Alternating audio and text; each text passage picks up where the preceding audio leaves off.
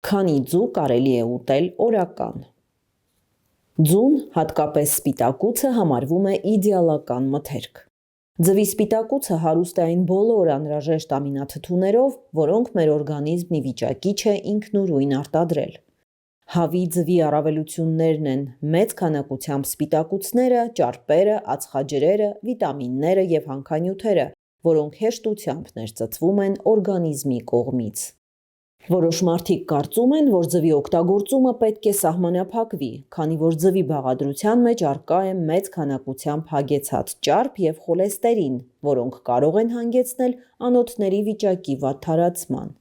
Այնուամենայնիվ, հետազոտությունները ցույց են տվել, որ ձու ուտելը կապված չէ արյան մեջ խոլեստերինի ավելացման հետ։ Ավելին, ձուն օգնում է նվազեցնել կաթվածների, սրտանոթային հիվանդությունների և առողջական այլ խնդիրների ռիսկը։ Բժիշկները կարծում են, որ հավի ձուն վնասակար է միայն ալերգիայի կամ անհատական անհանդուրժողականության դեպքում։ Ձվի առավելությունները տղամարդկանց համար։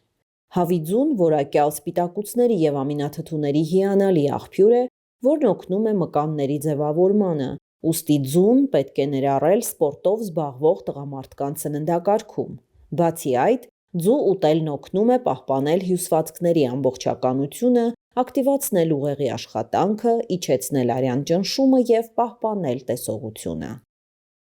Ձվի առավելությունները կանանց համար։ Ձվի անհավանական սննդային արժեքի և համեմատաբար ցածր կալորիականության շնորհիվ այն օգնում է ազատվել ավելորդ քաշից։ Եթե դուք դիետա եք պահում, կարող եք առանց վախի ձու ուտել և չանհանգստանալ կազմվածքի համար։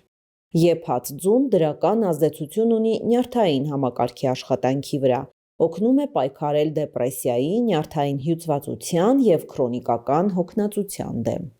Ձվի ակտիվ բաղադրիչները վերականգնում են առողջ մազերն ու մաշկը։ Բացի այդ, ձուն կարող է զգալիորեն նվազեցնել կրծքագեղձի ուռուցքների առաջացման վտանգը։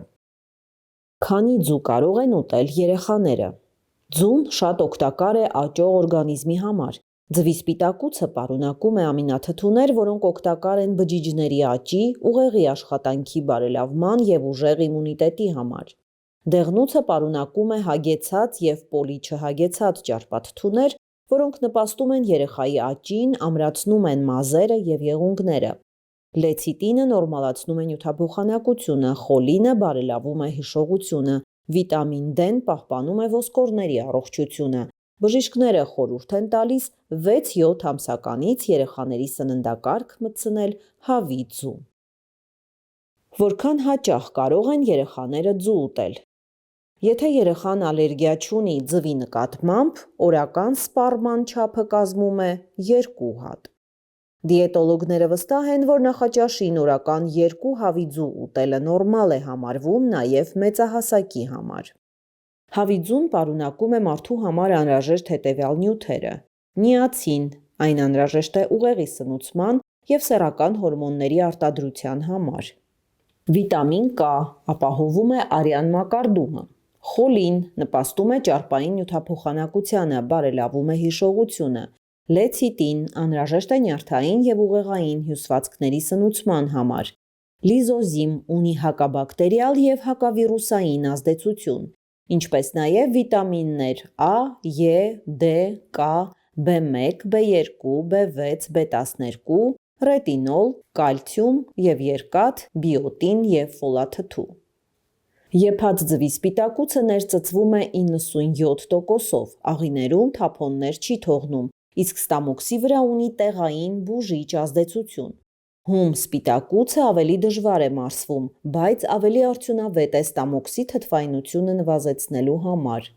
100 հազարավոր մարդկանց սննդակարգն ուսումնասիրելուց հետո գիտնականները եկել են այն եզրակացության, որ ձվի ամենօրյա օգտագործումը կապված չէ խոլեստերինային խնդիրների կամ սրտի հիվանդության հետ։ Ընդհակառակը, կան ուսումնասիրություններ, որոնք ցույց են տալիս, որ ձու ուտելը նվազեցնում է սիրտանոթային հիվանդությունների ռիսկը, իսկ օրական 1-ից ավելի ձու ուտելու դեպքում մարդու օրգանիզմում խոլեստերինի ավելացման մասին խոսակցությունները առասպել են։